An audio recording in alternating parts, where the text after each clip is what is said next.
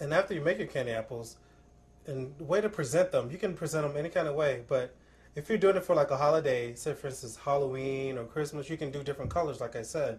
But I'm going to show you like a little small thing you can do for like different parties or party favors. So you're going to get some little candy corns to decorate your area, and get a little base for your candy apples. So you're going to get that out of there, right on the bottom. So then next, you're going to get these little tassels here, and then you're going to put them on, say Happy Halloween, and you're going to tell everybody boo it.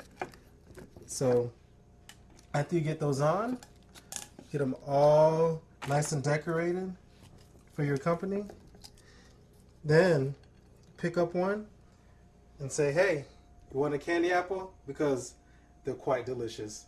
And I'm Kenyatta Gilliam. If you want to reach me and learn more about candy apples and how you can make them, reach me at gilliamken@aol.com, or you can send me a nice picture or a comment at my MySpace at kenyattasmith.com. Thank you, and have an apple day.